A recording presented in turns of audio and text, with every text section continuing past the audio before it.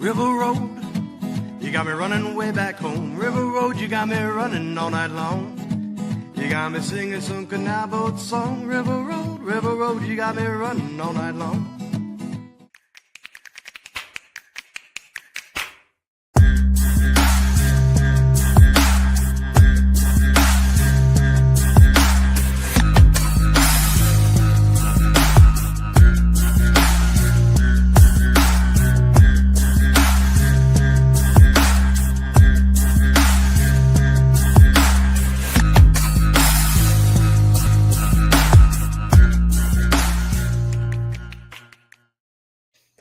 All right, everybody, welcome to another episode of Niner Nuts. I'm Dan, here along with Easy E. No James on the episode today, which is a shame because we always love having him when we do our Parlay episodes, but he will be back, just missing this one episode. Mr. Easy E, Eric, how are we doing? Doing better after the catastrophe. It was Sunday's loss, but yeah, I kind of recovered from that now. Yeah, no, I'm feeling a little better too. Then taking it in, just hashing it out with you, and just reminding myself, yo, there's still 11 games left. Like, season's not over just yet. Yeah. Barring losing any more superstars week to week, but yeah. But and I forgot that our game is on primetime this week until yesterday. I forgot we were in primetime, so that's exciting to look forward to. Yeah, all the world gets to see the 49ers play this week, so we'll see how that shakes out. Absolutely, and thank God we're hosting the Falcons after what they did to Buffalo in Atlanta. So yeah, well, we can hash that out, take a little preview at it when we get to the end here, do our final prayers that no one gets hurt, because right now we have to do our parlay picks, which of course, disclaimer, follow your state and local regulations. Call 1-800-GAMBLER if you have a problem. We are not experts. We are not advising you to do anything. Like, truly, this is strictly entertainment. We're idiots. Take us with a grain of salt. If you bet with us, you're not getting rich very fast. No, not very fast. Not at all. We might get lucky, but don't take our advice as like sacred, whatever. Yeah. These are still. Are these still lined up correctly? I didn't look super close. Yeah, they're good. Okay. No. I see here. Yeah, they're still. I got a nice listeners. I got a nice extra condensed version of this, so I don't have to scroll through two or three photos like I usually do. But yeah, these are all from DraftKings, who we prefer. Not an endorsement, not paid endorsement. We just really, really like them, and obviously these odds are subject to change. But here we go. We have quite a parlay, as we always do. We'll just go through these and give our 2 cents on the game as usual. First up, it is the Eagles going to Minnesota, and we always ride a Jalen Hurts anytime touchdown. Taking a break off of a Saquon, because he's definitely not quite having the year that he had last year, but a Jalen Hurts anytime touchdown is very reasonable. Eagles coming to the Vikings. I see this as two teams that are both kind of stuck in first gear when it comes to offense, very inconsistent. Carson Wentz, I remember last we saw him, he was running for his life when he was playing in Ireland, and the Eagles just can't. They're not unlocking that same. They're not. The offense is not in the stratosphere like they were last year. So I really don't know who to pick in this. If we were picking for the money line, I wanted to avoid this, as with many games this week. I wanted to avoid the money lines at all costs on half the games, because I really don't know. I really don't know. I could see the Eagles taking advantage of the Vikings. I could see the Eagles winning just by being on the field offensively more, but I don't know. It's not a very confident pick because the Eagles just aren't quite as tough as they were before. What do you think about this one? Well, the Eagles should win this game. They have the better talent overall, and better coaching, I think. But I'm not so sure that the Eagles aren't in their little death spiral again that they went into, a couple of years ago, where they just started losing games. So I would find it really, really hard to bet for them this week. Minnesota's defense is still really, really tough. I haven't heard for sure who's actually going to be quarterback for the Vikings this week. If it's going to be Wentz or McCarthy again. Last I saw, McCarthy's still not quite back yet. As of this taping, what I saw last was that it'll probably be Wentz. Okay. So, well, I like their odds a lot better with Wentz as quarterback. And I mean, they're the home team. So I guess it would be kind of one of those like fool me once, I'll pick Philly, fool me twice. It's my fault kind of thing. So I pick Philly in this one simply because they're the champs. They should, just based on talent, win this game. But if I look at the score and I see that it's 24-14, in the third quarter, Vikings, I won't at all be surprised. Yeah, I agree. On paper, this should be an Eagles win, easy. But I have no confidence in picking this on my personal ticket, because I always do line tickets. My money line ticket might be 4 games this week, because most of the games are like this week. Yeah, they're either like this or they're just utter poo. One of the two. Yeah, and speaking of utter poo, the New England Patriots are going to Nashville to see the Tennessee Titans with their new coach. I forget who they promoted. It was an interim coach that they have now. Yeah. But the Patriots are kind of on a hot streak.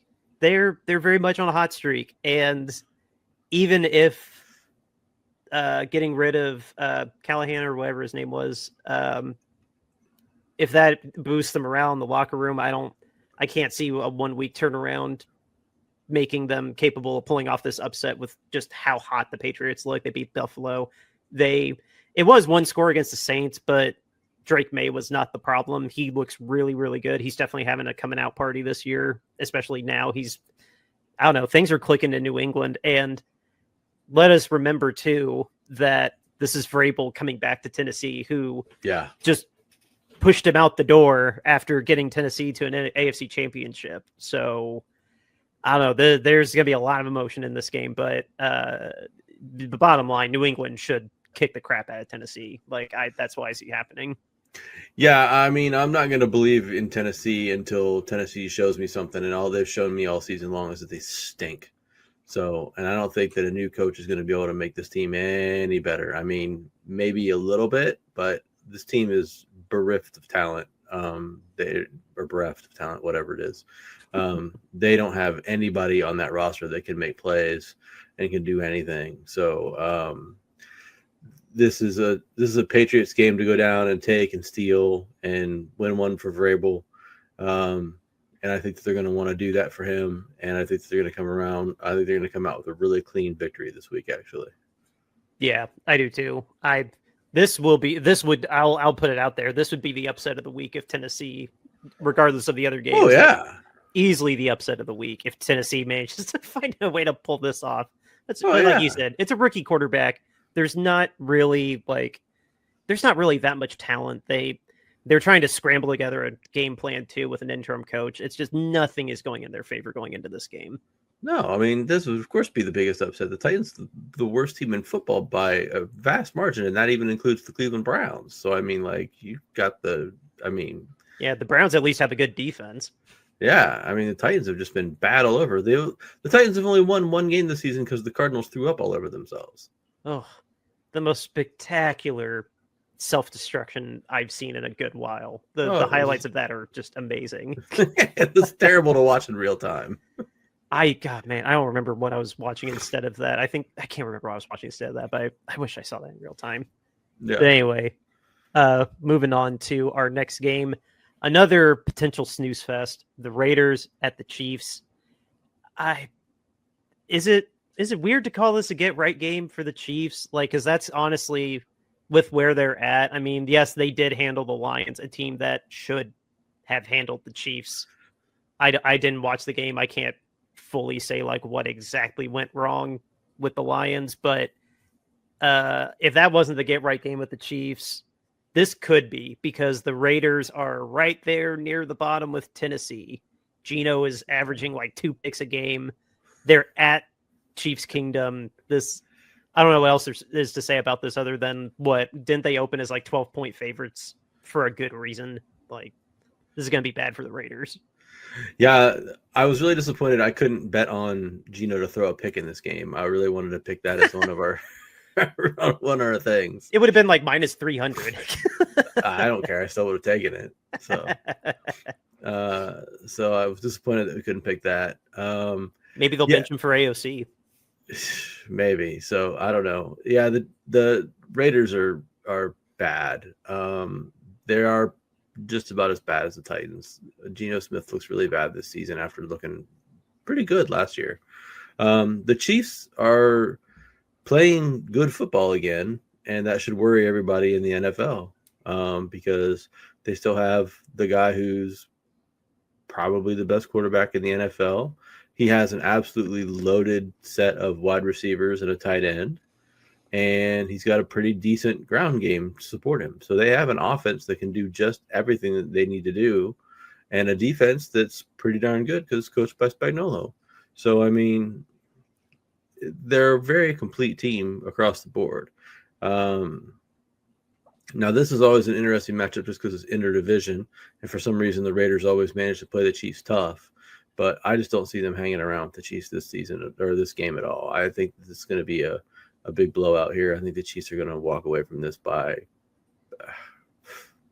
17 points. Oh, yeah. The Chiefs, especially now they're getting Rashid Rice back, like, no, he's probably not going to blow up. He's probably not going to blow up the stat line. They still probably got to ease him in a little bit. But this is what else is there to this? The Raiders are bad. They have Max Crosby, but like they're bad top to bottom. And the Chiefs ought to just roll right on through this and get back to worrying about how to leapfrog the Chargers. Are still on top of them for the division, aren't they? I believe so. Yes. I think they're probably just going to be wondering about how they're going to they just got to keep winning and hope the Chargers lose. But this should be a get right game for them, especially riding that momentum of beating a very good Lions team. A Lions team that hasn't beat anybody that's good yet, though. Yeah, that's fair. That's the argument. That's what you can say about Buffalo too, because yeah. All right. Well, there's some paper champions out there right now. Yeah, some people could say we're paper champions. It's the way we lost to Tampa. So yeah. Anyway, on to the next game. The Packers at the Cardinals. Our week 2 best team in the league. Not falling off a cliff quite as bad as the Saints did last year, but Packers offense a little inconsistent. That defense is still solid, but they're still not quite clicking there on offense, kind of like Philly.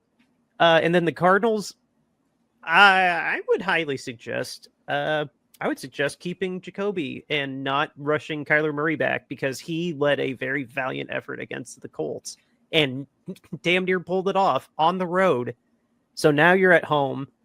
They are facing a much tougher defense in Green Bay, and the Cardinals, they'll have to step up. But if they stymie the Colts offense, if they can stymie the Packers offense like they did the Colts offense, this could be. I don't know. I wouldn't sleep on this game if I was Green Bay. I'd be very worried about potentially letting the lead slip out of their fingers without them realizing it, because Arizona's got a little bit of fight in them. If you let them keep up, this Cardinals team can fight. If you get them down early, it'll be fine. But I don't know. The Packers should win this game. I'm very comfortable with it in this ticket, but the Cardinals, they showed a little bit of gusto against the Colts I wasn't expecting. They did play the Colts a lot better than I thought as well. The Cardinals just seem destined to just be the team that's going to just lose games kind of stupidly this year. I mean, they've already lost, 4 games in dumb fashion this year, like 2 by field goals at the last minute, and then they fumbled away a game and threw away a game against the Titans, for goodness sakes, and then lost that Colts game last week by less than a score. So, I mean, they seem like they're just sort of cursed this season to kind of be that team that just sort of loses games in that fashion. And so I think that's the way that the Packers are going to end up winning this game is they'll just beat them down and hold them out and, be able to surpass them well enough to eke it out by at least a score, or maybe 10 points, something like that. They should beat them just strictly looking on paper. I didn't see what the spread was, but I can't remember what the spread was, but I was very tempted when we were texting to say, like, how about we do the Cardinals spread? Because I could see this being a less than one score game too. Like, I say that, and then we just watch Green Bay kick the crap out of them. But I don't know. It was impressive enough. I think it's because Jacoby is more decisive, because he doesn't scramble around trying to look at everything and just run like Kyler does. Jacoby being a pocket passer, I think honestly benefits that offense better. Just someone that's going to stand there and be decisive. Yeah, I don't disagree with you. I mean, let's be honest. Kyler Murray's been in the league for 6 seasons now. What has he won? What has he won? What has he done? Yeah. I mean, he hasn't done anything. He makes some flashy plays every now and then. He looks good scrambling around. He's elusive. I mean, he has a lot of tools, and he looks like he's something that you can build on, but doesn't make his team better. Nope. He is there's a lot of talent there, but it's exactly that. It's not materialized into anything like truly like. They haven't won anything. They haven't even won the division with him. So don't even have that to hang your hat on. So yeah, I mean, so what is that? I mean, that's nothing. Yeah, for sure. Let's move on then to the next game, who we were somewhat talking about. The Colts going to LA to face the Chargers. The Chargers, they squeaked out. They just squeaked out of their game last week, and maybe we were a little too high on them after the first 3 weeks of the season, because the Chargers, the kinks in their armor are starting to show. Defense is a little susceptible. The offense, if you have a decent offensive line, you can get to Herbert, and they got a lot to figure out internally. It'll be a good challenge too. It just hit me too that LA's hosted the Colts twice now because they were in LA facing the Rams. So Indy knows what to expect being in this environment. It's going to be frankly easier because for the lack of fans in LA in general, the Chargers fans are even worse than Rams fans. So I don't know. Maybe the Colts know. Maybe the Colts will have a better time facing the Chargers and the Rams. That's what we're betting. I didn't mean to leave it as open-ended as that. I think the Colts should very easily take care of the Chargers. It should be a much easier challenge than facing the Cardinals. But I mean, at the same time, don't sleep on the Chargers. They definitely have enough weapons on offense to make some noise. But as long as they do their diligence, the Colts should walk out of LA with a win. I won't say easy, but they definitely should handle the Chargers with no problem. Yeah, I mean, the Chargers started off kind of hot, and then they've taken on some injuries, and their offensive line is just decimated right now. And I mean, when I watch them on Sundays, I mean, all I see is Herbert just running around like his pants are on fire. I mean, he's scrambling back there like nonstop, and he's flying around, just desperately making plays happen back there. I mean, so it's pretty crazy right now to think that team is going to be successful for much longer. I mean, the Colts defensive line is really pretty good. I see that they play the Vikings in 2 weeks. Dear God, he's going to get murdered against the Vikings. The Colts defensive line, by the way, led with our old man, DeForest Buckner. Yeah. And Samson Ebukam, who was with us for a hot minute. That D-line is and Latu, who wasn't with us, but Colts D-line is pretty stacked. Yeah, so I mean, I think they're going to get a lot of pressure on Herbert all day long, and I think they're going to make him miserable. And I think if you can make him miserable back there and not give him time, if he's got time to sit back there and pass and throw, then you're going to be doomed, because I mean, he's got a great arm and great skills and great talent. But I think if you're making him move around and scramble around, I mean, he's got the talent and the ability to move and scramble. But if he's throwing off platform all day long, then he's going to be in trouble, and the Chargers are going to be in trouble. And that's what I look for to happen in this game. So The Colts have been really good all season long. They seem like they're oddly enough a juggernaut this season, which is so odd to say. And I don't see that slowing down. The Chargers defense has not been very good. The last few weeks, they gave up, 21 to the Giants, 27 to the Commanders, 27 to the Dolphins. None of those teams, really strike fear in you when it comes to offensive capabilities. And so the Colts offense is really pretty good. So I see them putting up, at least 24, 27 points on the Chargers. And I don't think the Chargers are going to be able to match that. No, I wouldn't bet that either. The Chargers aren't really putting up points at all, like that high. And the Colts have, I don't have it in front of me. The Colts have gotten like 2, if not damn near close to 30 points a week, like you were saying. Like this offense is going to be a handful for the Chargers. The Colts are putting up, yes. I think, are they the number 1 overall offense? Number 1 in the AFC. That's what it is. I don't remember who's ahead of them, but they are the number 1 in the AFC. So they're going to have their hands full. Yeah. Let's move on then to one of the stinkers of the week. My God. If there's a game that's worse than the Patriots and the Titans.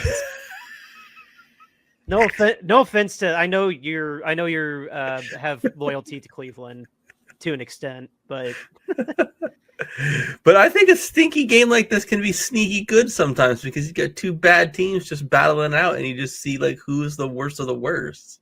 Oh, dude, this is what I've told James before too. Like this is that perfect time too.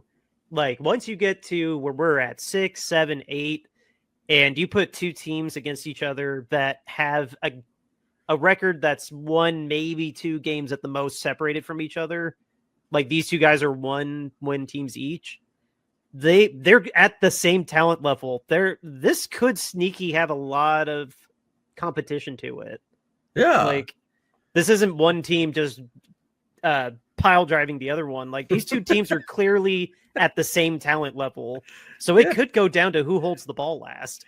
Yeah, it's going to be a great game. Not, but I mean, it's going to be entertaining in its own way.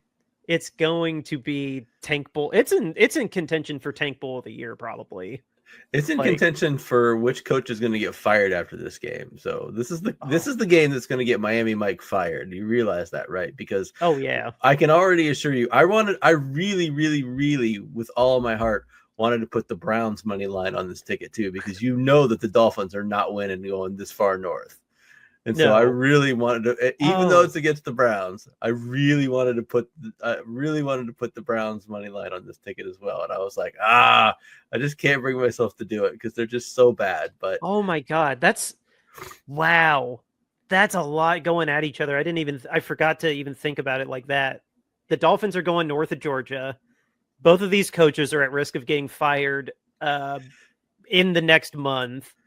The Dolphins don't want to lose to a true rookie in his like 3rd start when they have a $48 or $50 million quarterback in their backfield. Plus they're paying Jalen Waddle like $30 million a year too. Yeah. Wow. Yeah. And oh my gosh, it was the Wonderkin and then was Coach of the Year. Now both fighting for their jobs, and it could very likely be. Well, no, I won't say Cleveland will. Excuse me. I think Cleveland will ride out Stefanski. I do too, actually. But I don't see him being a midseason firing. No, I don't think so either. I think that they've bought onto the whole fact that they're just going to be rookies to the death this year, and he's going to have to just work with what he's been given and just make it through. And if he comes back next year, he comes back next year or whatever. But if the Dolphins lose, Miami Mike is gone. I would be willing to put money on that as well if I could bet on that. I would be shocked if Mike still has a job if they lose this game. I will be very, very shocked, especially now that like all the other owners can look at it through the lens of like, oh, well, Tennessee fired their coach. If I'm mad enough, then screw it. I don't have to wait till Black Friday. I can just fire him now. Yep, it's already the cord has been snipped. Everybody is on alert now that coaches can be fired mid-season. Stephen Ross doesn't have to be the first to do it now, so he can fire Mike after this. So Dude, there's no way. His press conferences are so bad now. They're so awkward. Have you seen a Mike McDaniel's press conference this year? Yeah. Yeah, when a game you can't lose. That's how you win the game is to not. It's like that every time he talks. I feel so bad for him. Like it's so awkward. It's almost like he wants out and just doesn't know how to get out. It's like he's short-circuiting every time he's in front of the camera. I don't know how else to describe it. And now Tua's throwing everybody under the bus. Like, at least with Stefanski, like, I'll stick with what I was feeling before with Stefanski. Like, he's already given up and just like, I'm coaching with what I got. My ownership gave me these pieces. Like, I'm gambling that history will show that I was part of the victimhood, so to say. That I was kind of destined to fail by taking this job on. Yep. Yeah, very much so. Yep. We didn't actually say what the actual picks were. I mean, viewers obviously saw them, but listeners, we're taking 70 rushing yards and an anytime touchdown with the rookie Quinshon Judkins, who has been looking very, very good now that he's really like getting to touch the rock. And then we're taking the under on 46.5 points, which means neither team is scoring 23 points, which seems pretty safe with how pedestrian these offenses are. Yeah, the Browns haven't scored 17 in a game this season, and that going back like to last season, actually, like, so they haven't scored 17 for a good bit of time. So they'll do their part, and I'm sure they'll be able to hold the Dolphins down because again, the game is north of Georgia. So well, Cleveland's defense is pretty legit. Like if they could get some compliments from their offense, it would show better. But their defense is still pretty solid. Yeah. Yep. Yes, indeed. Yes, indeed. And we altered that total under from what it originally was. The actual under is, what did I say it was? Like 37.5, something like that. Oh God, it was really that low. Oh my God. Yeah, it's terribly low. Jesus, that's impressive. They didn't even put it at them scoring 14 each. Oh my God. It's super low. It's like 37.5 or might even be a little lower. I don't have my phone next to me and tell you, but yeah, it's super low. Ooh, I think I finally got the tickle out of my throat. No, I can't remember the last time I ever saw it under or a score line that low before. Yeah, it's bad. That's well, that's like when what was the oh my God, what was the game last week where somebody was literally like 15-point favorites? Oh yeah, that was the Cardinals were 14.5 underdogs. I remember that. I think the Packers were like 15-point favorites over the Bengals.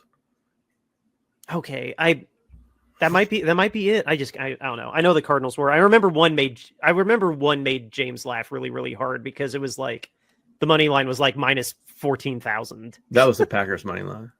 Oh, that was the Packers. Okay, yeah. Okay. Now, that's we're seeing some real doozies this season so far. Anyway, let's get back to the last game that we have. It is the Commanders going to the Cowboys. What we're going to take in this game is Jane Daniels is going to manage to get 25 rushing yards and Dak Prescott's throwing 2 touchdowns. I kind of spearheaded the Dak Prescott 2 touchdowns because regardless of whatever the win-loss column is, like Dak Prescott is very similar to who he was the predecessor for, Tony Romo, where the regular season stats are still going to look amazing, even when the wins to losses are not going to look favorable. He's just figuring out a way to get it done. Kind of like Baker Mayfield playing with a bunch of nobody, but he's winning, and Dak, I don't know. I can't really gauge the Cowboys that well. Like there's so many problems with them, but Dak's not a problem. There, I'll be nice. Dak is not a problem. Dak is a good regular season quarterback. Every Cowboys fan that listens to our podcast, which is zero, is booing you right now. He's a good regular season quarterback, at least in fantasy perspective. Like he's still finding a way to put up numbers, even though the wins aren't coming with them sometimes. Yeah. And then Jane Daniels, I don't know what to make of this Commanders team anymore after the loss to the Bears, which was shout out to Jake Moody, now a hero in Chicago. And it turns out you just need a change of scenery. Because the Commanders are just not. What I noticed was like the Commanders really excel at like these kind of splashy plays, but then they'll just kind of get stagnant, and then they'll die down again. And then on the defensive side, like they're fine. They're not. It's not a great defense, but it's fine.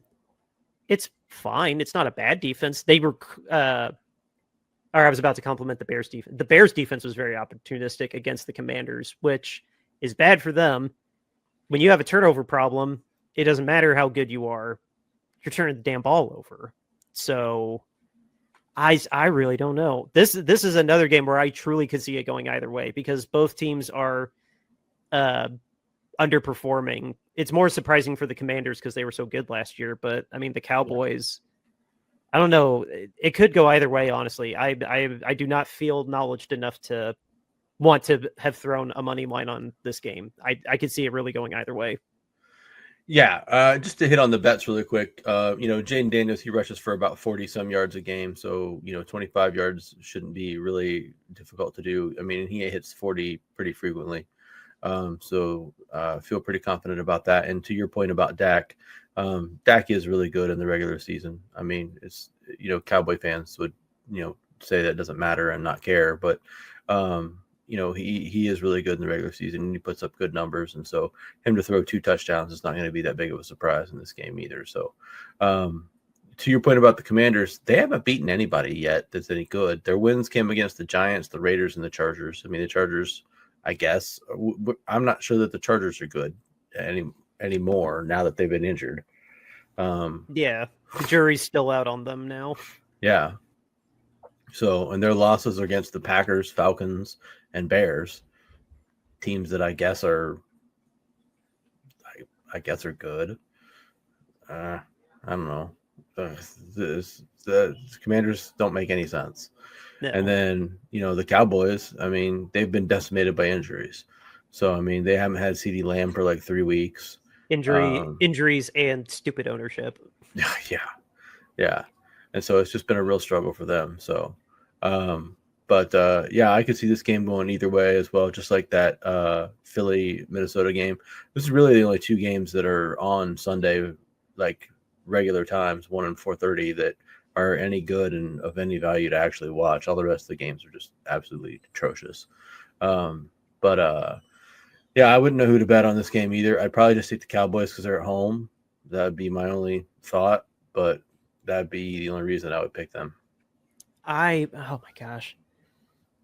If you want to put a gun to my head, maybe I just don't want to say the Cowboys, but that's kind of where my gut's leaning towards, kind of the same thing. Just they're at home. The Commanders, just something's not clicking with the Commanders right now. And maybe this will be maybe this is going to be the last rung they need to hit before turning it around. Cause I don't see this being a turnaround game. It's a divisional opponent. It's at 4:30. It's probably, it doesn't say what channel it is. I'd be shocked if this wasn't the Tom Brady game, just because it's the Cowboys. Because it's definitely not going to be Packers Cardinals. I don't know. I didn't look at the. I didn't look at the. I didn't look at that this week. It is the Tom Brady game. Oh, okay, that makes sense. That it's the Cowboys. It makes sense that that's the Tom Brady game. But the rest of the competition, though, like it wasn't probably that much to put against it, frankly. No, there's only 3 other games in the late window. The Colts and the Commanders. I bet that's a CBS game, though. The Colts and Chargers is a CBS game. The Giants in Denver is a CBS game. And Green Bay and Arizona is the other late game. Who's doing the Colts game? Is it Tony? No, Ian Eagle and JJ Watt. Oh, interesting. I'm surprised. Who did Tony end up getting? Kansas City, my man. Come on. Oh, of course. Of course. Why did I think otherwise? That's Got to funny. go slurp him some Patrick Mahomes. Well, once Chris Collinsworth is done with him. Yeah. Once Collinsworth is done lathering him up. Then Tony gets to come in and hose him off. Well, speaking... Yeah, gross. Well, speaking of Chris Collinsworth. Yes, that'll be our game. I don't have any special graphics to go with this or anything, but yeah, we... Dun, dun, dun, dun, dun, dun, dun, dun. We get, or was I about to do the Monday night? Oh, I was about to do Monday Night Football. No, I'm so stoked. We are going to be on Sunday Night Football. It's our first, our last primetime game was a Thursday night game. So yeah, we're playing on Sunday Night Football, hosting the Falcons. We'll get Mike Tirico and Chris Collinsworth. I can't wait to hear how many times that he's like, well, Mac Jones, that was great, but what about, what Patrick Mahomes would have done in that situation? Yeah, I'm sure we'll hear plenty of that. I guess we'll just roll right into it. Like I'm nervous. How do you feel about this? I'm a little nervous because we don't know what Falcons are going to show up. Are the Falcons that lost 30-0 to the Panthers going to show up, I hope. Or the Falcons that took care of Buffalo? Or maybe am I just overthinking it and Buffalo's actually not that good this year? No, because our front seven is not, I don't know. Bijan Robinson's going to be very, very hard to handle with our front seven, especially with Fred Warner gone now. Yeah, I mean, the Vikings have played a pretty tough schedule already. They've played the Buccaneers, the Vikings, Panthers, and then the Commanders, and then the Bills. And then they've won three out of the 5 of those games. So, I mean, like, they beat the Vikings, who are like, well, that was with JJ McCarthy, though. So, I mean, I guess I'll discount that. And then remember how ass that game was? It was a kick. It was a kickathon. Yeah. And then they beat the Commanders, and then they beat the Bills. So, I mean, like, they're coming they're coming in on a 2-game winning streak. Beat 2 teams that are supposedly to be pretty good. I don't know. It's concerning. I would be less worried if Fred was alive still. Unfortunately, Fred has been taken away, and so if he was alive. I mean, all I see is pictures of him on his couch, and so I mean that's hurtful to me. It doesn't really help, but I'd be less concerned if Fred was still around. But I just hope that we can play some good defense against this team. The Panthers or the Falcons can be really explosive on offense when they get everything clicking and when they get everything rolling and they put everything together. We got to cover Drake London, who really went off against Buffalo. Like, Demo's got to. I mean, we don't have him shadow. It's probably going to end up being Green. Green's probably going to get the most action from him. So Green is very good, but that's a tall order to go against Drake. Yeah. Yep. But I mean, it's all going to be about shutting down Bijan Robinson. I mean, their whole offense runs through him. I mean, when Robinson has a good game and puts up 100-some yards, they win. When he doesn't, they don't win. So, I mean, it's going to be about shutting him down. It's going to be a battle between Bijan and Christian, basically. It's going to be who can run the ball and catch the ball and do the most with the ball when it's in their hands. Who can be that Swiss Army knife that gets everything done for whichever team.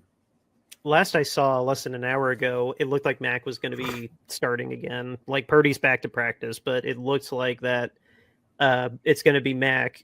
Kittle's going to come back, though. And then I don't know about Juwan. Juwan probably is going to play. I mean, unless he pissed Kyle off and they make him a healthy scratch just because he got him mad. But I think Juwan has to play because everybody else is hurt. Yeah, the only healthy receivers are Kendrick and DeMarcus. It would be Kendrick, DeMarcus, MVS, Sky Moore, which sucks because MVS and Sky were both on the injury report today. Oh, I didn't see that. Shoot, yeah. Well, that's not good.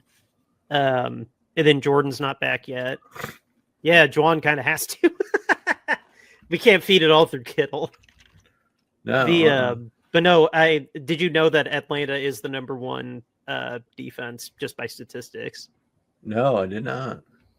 I had a targeted Facebook like, maybe you'll like the Falcons. I'm like, not really, but it was a graphic that they are the number one defense by the numbers, and I checked on ESPN, and yeah, they're not number one in either, but they average out as the number one defense. So that's fun. Thank God we're at home. Yeah. Yeah, our injury report is very gross. bad. Yeah, let's see. I got Renardo Green was limited today. He's had a neck injury. Yeah. Yep. He played last week though. Juwan was limited today. Mac Jones was full today. Kittle was limited today. McCaffrey was full today. Ricky was a DNP. Sky Moore was limited today. Pooney was limited today. Brock was limited today. Jordan Watkins was limited today. And Marquez Valdez-Scantling was a DNP. Oh, that's not good. That he was a DNP on Thursday. Yeah. That's okay. Maybe if Jordan's limited wasn't bad, maybe we could get Jordan back because that'd be awesome because he looked really good in the preseason. And we kind of need bodies. But you're asking a ton out of a rookie in his first game and prime time and having never played. I mean, that's a lot. Just be enough. Kendrick and George are obviously going to carry the bulk of it. Same with Christian because we basically use Christian as a glorified slot receiver now. Yeah, and Juszczyk. Yeah, so like he doesn't have to carry the team, like unless he wants to be Superman, like Kendrick Bourne did, just fired out of a freaking cannon. Yeah, but I'm not as worried as I was with Tampa, but there is reason to worry because Atlanta has the talent, but luckily we're at home. If we can mitigate Bijan from having any explosive plays, that's going to be the biggest thing we need to do in order to have a chance at winning this. Like, yeah, Mac and Shanahan are on the same page, like passing game wise. We are number one in passing. Like we average, I think, I swear I thought I saw it was like 380 passing yards a game. Like we're number one by a good mile. But that comes at the expense of we were 30th or 31st in rushing. Yeah, because every time Christian runs, he just runs into the line of scrimmage and he can't get anywhere and he just gets tackled. Yeah, and then I love the answer. Well, why isn't Brian out there more often? Because he's not Christian McCaffrey. Like that's not a great answer, but I mean I get it. Yeah, like you could have a 1-2 punch with your guy that was designed in the game of Madden, and then just a hard-hitting downhill runner. You could break it up a little bit, but yeah. Well, I don't know. We're obviously not Kyle, so no. I don't know. We gotta find a way to just turn all that passing production into points and try to get some relief off of the box. So maybe we can get some good running game going, and then on defense. I'm not saying if we shut down Bijan Robinson, like it'll be perfect. It'll be like disabling, but it will like it's clearly Bijan or bust, like for the defense. Kind of like how they have to worry about Christian on the other side. So yeah. I mean, you made a good point. I don't think you have to really shut him down, but you have to slow him down and take away the explosive plays. You can't bust off an 81-yard touchdown run like you did against Buffalo last week, right? Oh, absolutely not. So, you've got to just contain him as best as you can. And I mean, I think, again, that's where missing Fred is going to really hurt us because, he was that missile that could go and take, tackle him and take him out and stuff like that. And that's a big ask for our secondary. That's pretty young. It's 2 veterans, 1 veteran, which is a second year. So calling him a veteran is kind of a stretch. Yeah. And then 2 true rookies. That is a very, very big ask to leave them on islands if we sell out to load the box. Yeah. Yeah. And especially when Siegel's been getting burned in coverage all year long. Yeah, and then Jair Brown's more like he's like a nickel hybrid. He's like a nickel safety hybrid, almost like a linebacker. Like he's not a true safety this year. I don't know. He's just kind of that guy on the field. I don't know. It's hard to describe what position he is because he's not a true safety this year. Yeah. So I don't want to see Mustafa. Who did Mustafa take? Was it still Mustafa and Siegel out there? Yeah. Okay, I thought it was. I thought he benched Penix. But yeah, no, Green, Siegel, Lenore, Penix, Mustafa, like that's a really young core of people to leave out on Iowans and man coverage. I think we need to try and just, I don't know. I'm not a defensive guru, but I don't know if man's going to be better. Can we do a zone? Can we cover it still with a zone with Bijan running through a zone? That's still not good. I don't know. That's why we pay Salah lots of money. So he can figure that out for us. Yeah. Yeah. Yep. And I can just sit back with my cold root beer and watch it happen. Yeah. No, same. Well, I think with that, we'll count that as our prayer to Niners hopefully win. Yeah, to hopefully pull off this win, especially after the heartbreak last week.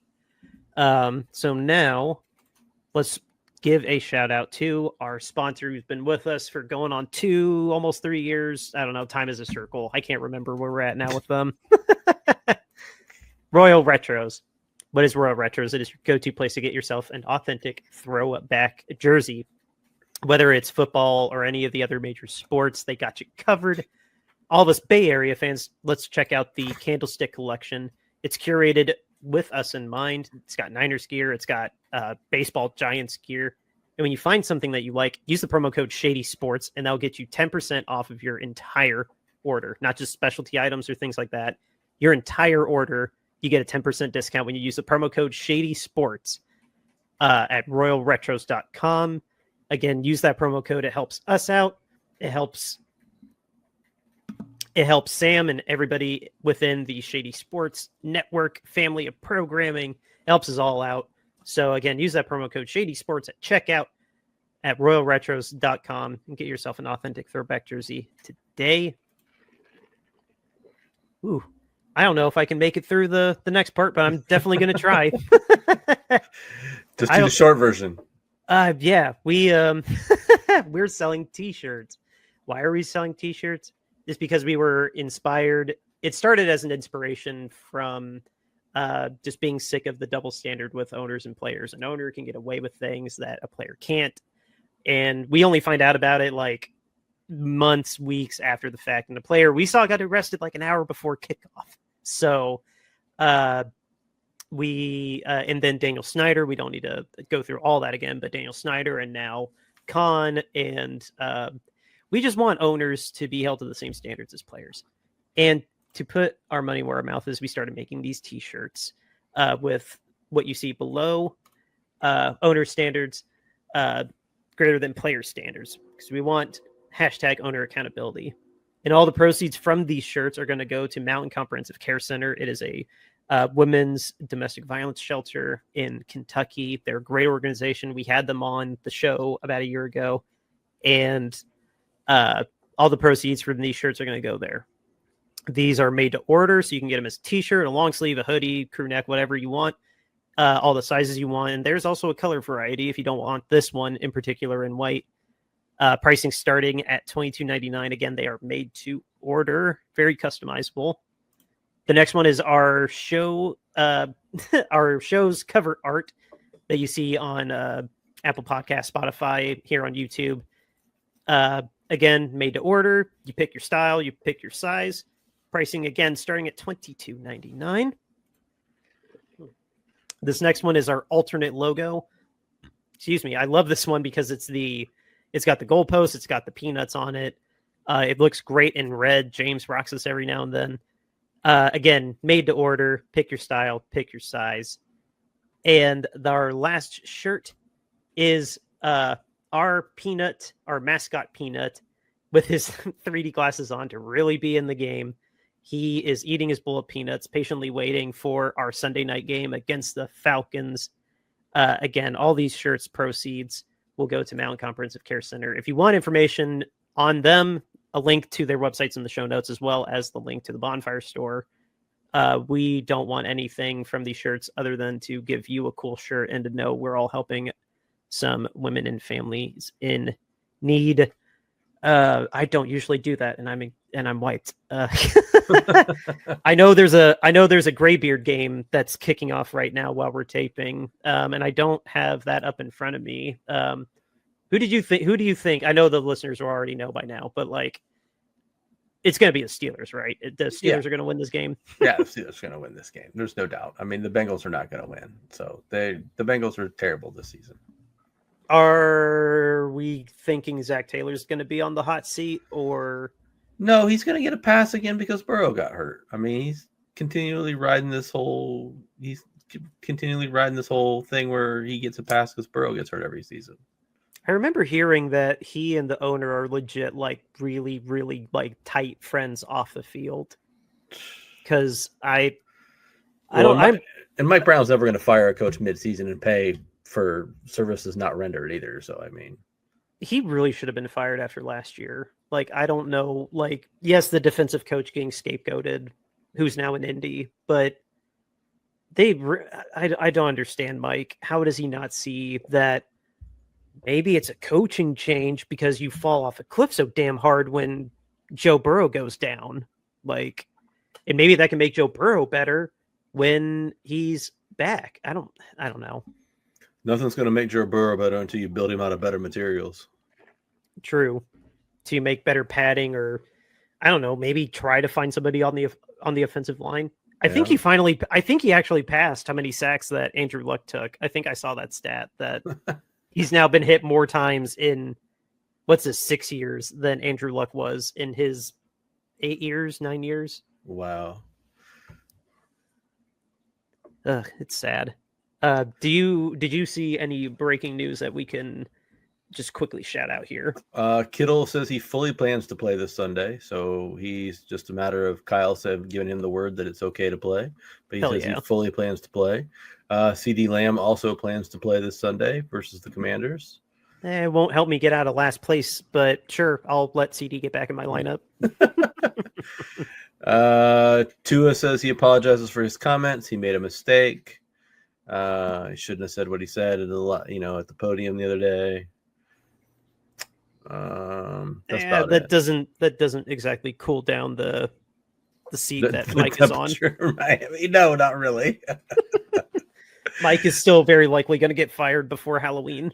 Yeah. Well, I'm telling you, man, he's going to be gone if he loses to the Browns this week. I have a feeling that's going to be the end of it. So we'll see. A rookie quarterback. Yes, you're on the road, but a rookie quarterback, and it's a 1-5 team, and you have a quarterback you're paying $50 million.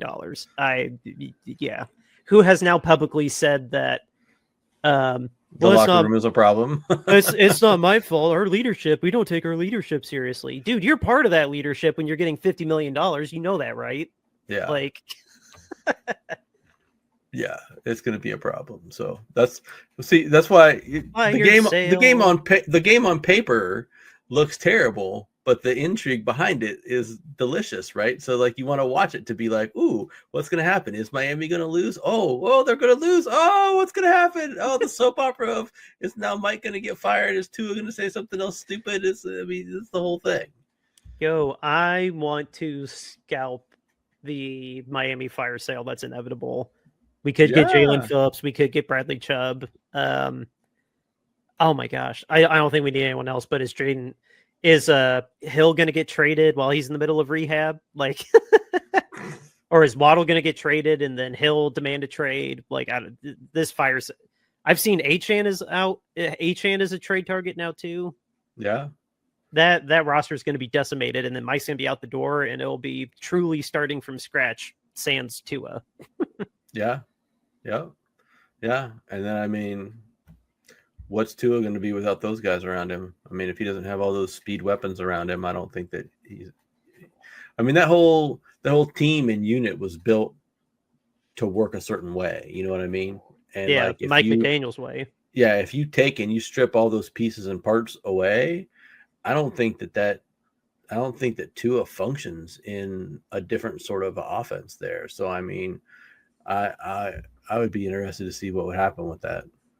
I want to meet the coach that sees Tua and still is like, yeah, you know what, I can make that work.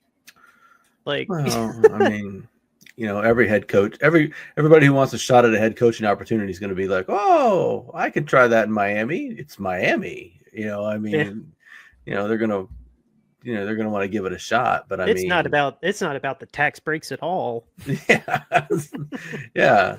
It's not about the tax breaks or the life or anything like that. But I mean, yeah. So, but I don't know. It's just interesting to me. Right. So the fall of that whole, I agree. The fall of that whole system and setup that they had down there. I mean, it looked like it was gangbusters when it first came out the box, and then it all just crumpled away.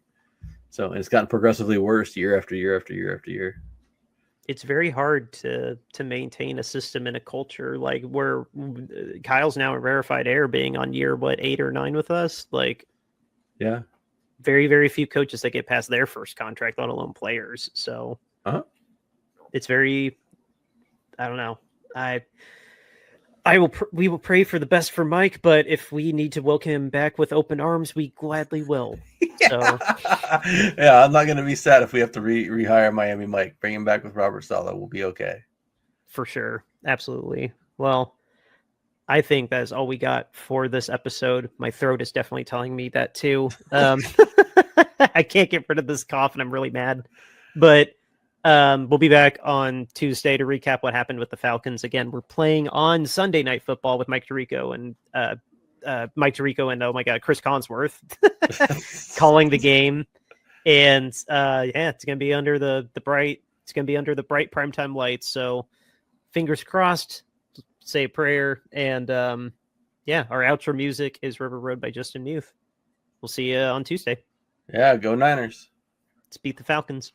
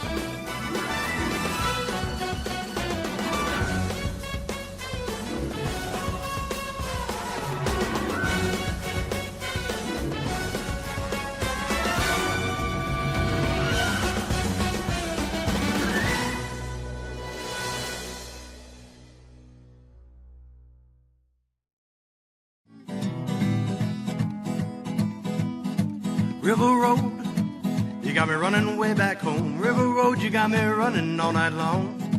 You got me singing some canal boat song. River Road, you got me running all night long. River Road, where have all the women gone? Have they kissed her hand and waved you bye-bye? Have they thought about crossing your double yellow lines? River Road, they love the way